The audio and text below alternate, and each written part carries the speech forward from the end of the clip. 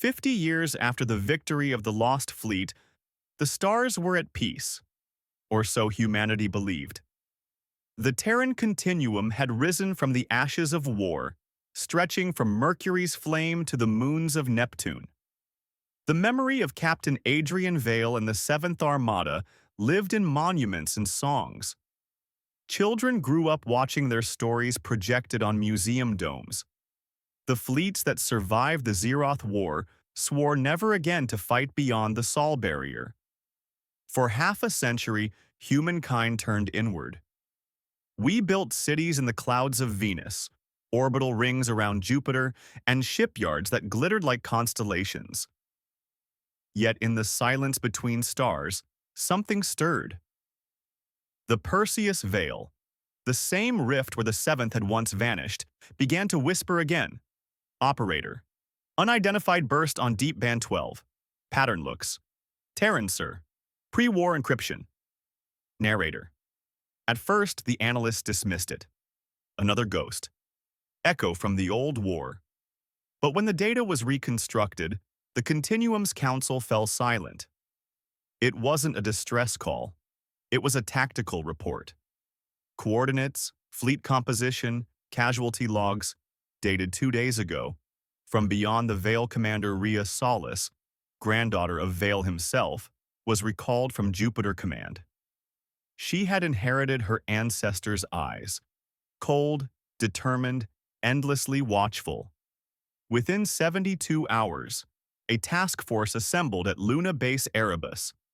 74 warships, 3 carrier groups, and 100,000 soldiers. The mission designation read simply, Operation Silent Crusade. We stand at the edge of legend. The Council forbids us from crossing, yet duty calls louder than politics. If the signal is genuine, someone out there still fights under our flag. The Vanguard Fleet departed orbit in perfect formation, thrusters cutting silver arcs across the void. Citizens lined the orbital elevators to watch humanity march to war once more. Every ship carried a relic of the lost fleet. A patch, a data plate, a piece of hull. Tradition said the dead of the seventh sailed with them. The approach to the Veil. Beyond Pluto, the light of Sol faded into cold indigo. The Veil shimmered ahead, a wall of bent gravity and ion storms, like an ocean standing upright. Sensors failed beyond 10 kilometers. Radio collapsed into static. Tactical officer. No readings on the other side, ma'am. It's like space itself refuses to be measured. Solace. Then we measure it the old way. One ship at a time.